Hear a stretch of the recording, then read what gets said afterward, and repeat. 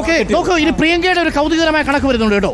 കഴിഞ്ഞ തവണ രാഹുൽ ഗാന്ധി നേടിയ വോട്ടിനേക്കാൾ 4000 വോട്ട് മാത്രമേ പ്രിയങ്ക ഗാന്ധിക്ക് നിലവിൽ കുറവുള്ളൂ ആ 2 റൗണ്ടുകൾ പൂർത്തിയാകുമ്പോൾ. എന്ന് പറഞ്ഞാൽ 3,61,000 ആയിരുന്ന ഭൂരിപക്ഷം 3 ലക്ഷം കടക്കും എന്നുള്ളത് 3 lakhs above എന്നുള്ളത് ഉറപ്പായിരിക്കുന്നു. കറക്റ്റ് അല്ലേ?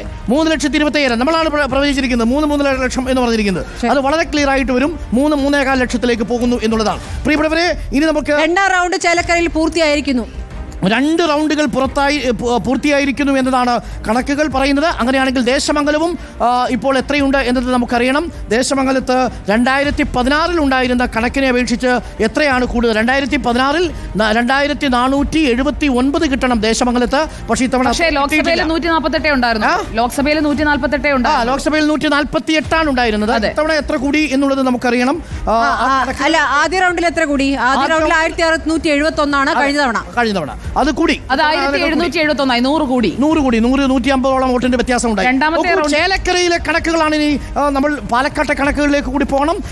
45,830 വോട്ടുകൾക്ക് പ്രിയങ്ക ഗാന്ധി വയനാട്ടിൽ മുന്നിൽ, 2010 വോട്ടുകൾക്ക് ചേലക്കരയിൽ ഇപ്പോൾ UR പ്രദീപ്. വയനാട്ടിൽ നോക്കൂ, കഴിഞ്ഞ തവണത്തെക്കാൾ 4000 വോട്ടുകളുടെ കുറവുണ്ട്. അതെ, അല്ലല്ല, അത് കാര്യം കണ്ട കാര്യം 2 റൗണ്ടുകൾ കഴിയുമ്പോഴല്ലേ. അപ്പം 3,61,000 നിന്ന് വോട്ടിംഗ് ശതമാനം കുറഞ്ഞത് നോക്കിക്കഴിഞ്ഞാൽ അവിടെ പ്രിയങ്ക ഗാന്ധി വളരെ സേഫ് ആണെന്ന് മാത്രമല്ല 3 ലക്ഷം കടക്കും. ഈ ട്രെൻഡ് വെച്ച് നോക്കിയാൽ അവിടെ സത്യൻ മൊകേരി കനത്ത മത്സരമൊന്നും കാഴ്ചവെച്ചിട്ടില്ല എന്ന് കാണാം.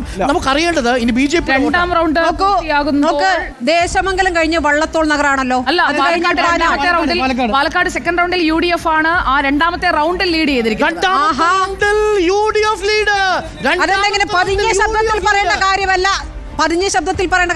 2nd റൗണ്ടിൽ UDF ലീഡ് 3700 വോട്ടുകൾ UDF ലഭിക്കുന്നു. നമ്മളിത് കാണുക 3700 വോട്ടുകൾ ലഭിക്കുന്നു. ഏകദേശം 200. NDAക്ക് 3442, LDFന് 1993. എത്ര